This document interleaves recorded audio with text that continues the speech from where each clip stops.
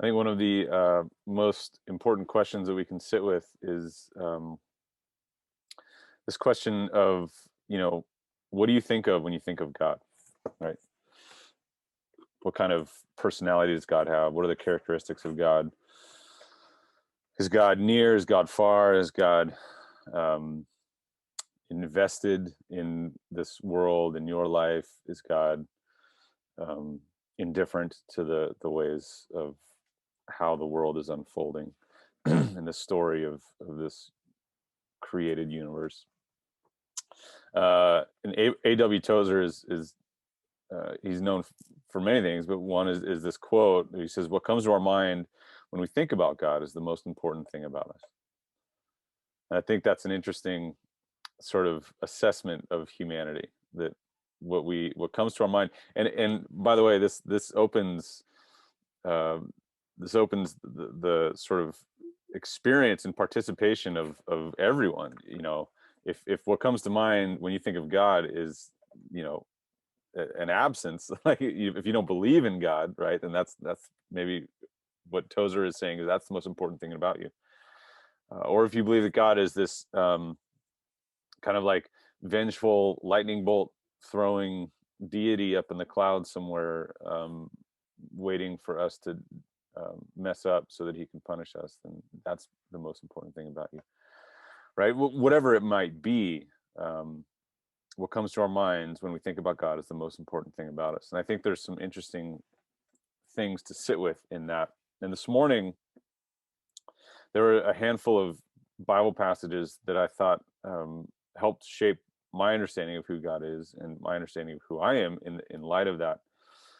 Um, and the first was this psalm in Psalm 6, where the psalmist is crying out, God, have compassion on me because I'm weak.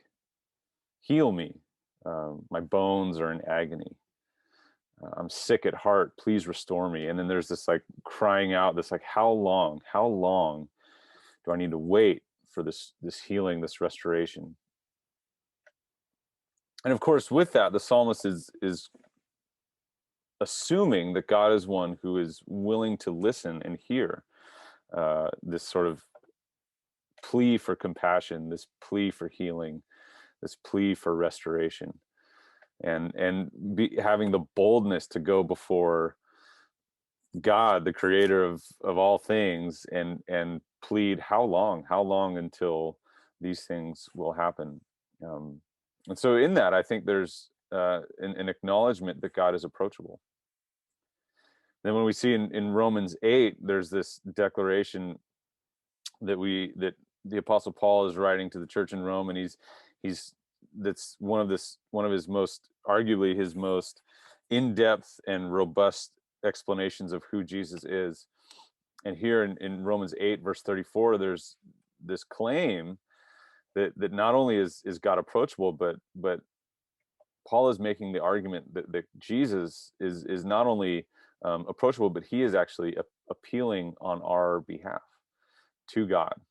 That God pleads on our behalf. He intercedes on our behalf. That Jesus is the one who looks at the struggles, the challenges, the despair, the brokenness, the disease, the death that marks a broken humanity, and goes to God on our behalf, pleading and praying for the same kind of compassion, healing, and restoration that the psalmist was begging for in Psalm 6. And so we see that not only is God um, in some ways approachable, but God in many ways is an advocate for those of us who are finding ourselves in situations of brokenness and need. And then, of course, the Apostle Paul has this sort of confession, or this testimony concerning this God who is not only approachable, but is an advocate and sort of empathetic to our suffering. Where Paul sort of says, look, I've been crucified with Christ, and I no longer live, but Christ lives in me. And the life that I now live in my body, I live by faith, indeed by the faithfulness of God's Son, who loved me and gave himself for me.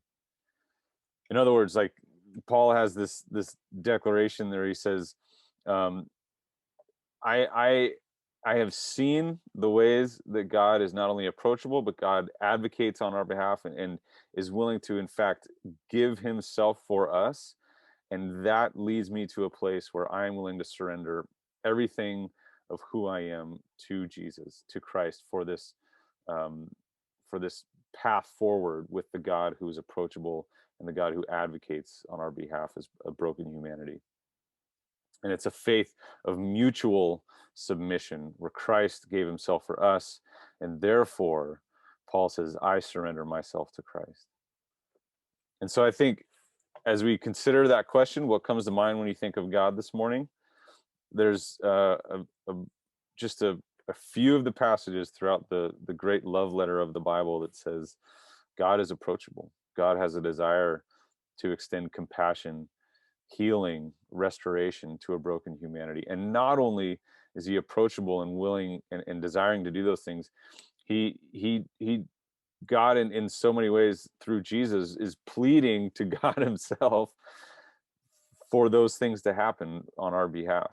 And that Jesus leans into our suffering by entering into it and offering up himself so that we might be fully reconciled to God. And when you have that understanding of who God is, the one who's willing to enter into our suffering, to redeem it, to restore it, Paul the apostle says that is so winsome that God would give himself for me, that therefore I surrender all of myself to Christ. So today, may we surrender our lives again, for some, or maybe for the first time, to the God who hears our cries, who cries alongside us, and who moves with power and love to save us in that.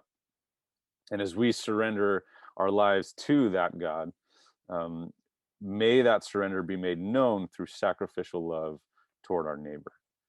And in doing so, we find ourselves loving God with our heart, soul, mind, and strength, and loving our neighbor as ourselves. May it be so.